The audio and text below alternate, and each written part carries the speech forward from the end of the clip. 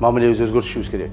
Мына ачык эле айтыш керек, Тажикстандын азыркы Лакш району, Жергетал району, Мургап, булардын бардыгы кыргыздын жери болгон. Мына кече эле 3 жыл алдын муну Лакш району деп аташты. Ушуга чейин Мургап району, Жергетал району болуп аталып келген. Жергетал району бүгүнкү күндө ошол Тажикстандагы райондордун эң чоң территориясы боюнча район. Кыргызстандын же болбосо Тажикстандын 1/4 бөлүгүн түзөт. Ошол мына официалдуу түрдө биздин Кыргызстандын жери экендигин тарых танбайт.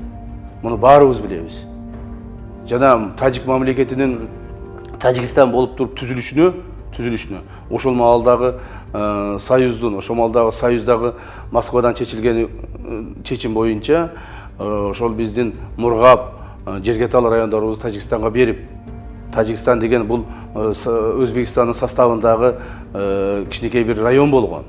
Өзбекстандан бөлүп чыгарып, Кыргызстандан жерлерди бөлүп берип, анан Тажикстан мамлекетин курганбыз. Эми ошол курган мамлекетибиз кайра биздин мына территориябыздын бүтүндүгүнө, мамлекеттин бүтүндүгүнө шек келтирген болсо, биз эмне үчүн карап отурушубуз керек?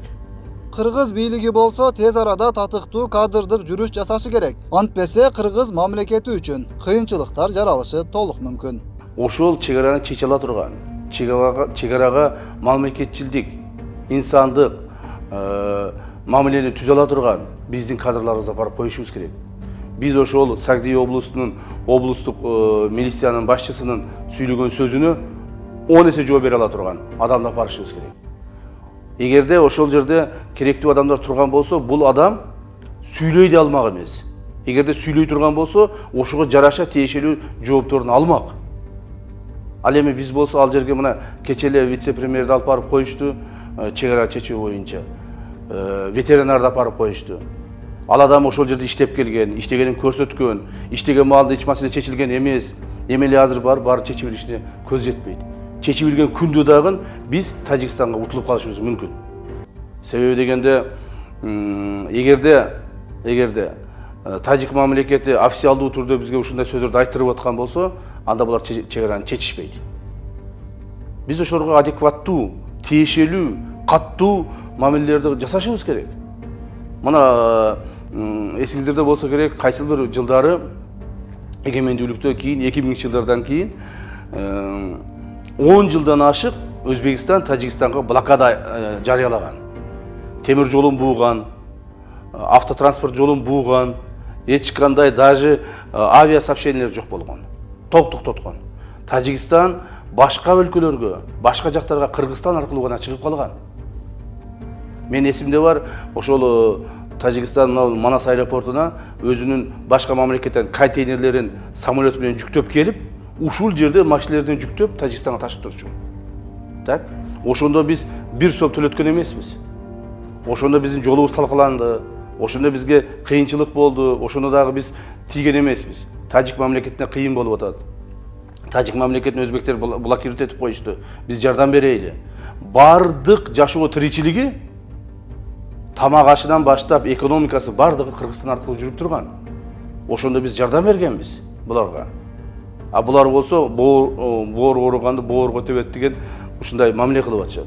Андан сырткары мына азыр деле биз ошол Тажикстан менен чектешкен 1-2 айылдарыбызды эсептебегенде, ошо айылдарыбыз бар, ошол жерде жанагы достук айылыбыз бар, бер жакта мына Тажикстан менен чектешкен айылдарыбызда кыйынчылыгына карабастан, тажиктер менен толук бойдон азыркы экономикалык, айрыкча мыйзамсыз контрабандалык жолдору менен ташылып келип аткан экономикалык байланышты токтотушубуз керек. Ушул сөздөн кийин сразу ушуну башташ керек болчу. Булар 12 февраль күнү айткан. А бүгүн 15 февраль. Эч нерсе жасалган жок. Айткандан кийин 1 сааттан кийин ушуну иштешибиз керек эле. Айткандан кийин 1 сааттан кийин биз буларга чара көрүшүбүз керек эле. Талапты коюшубуз керек эле.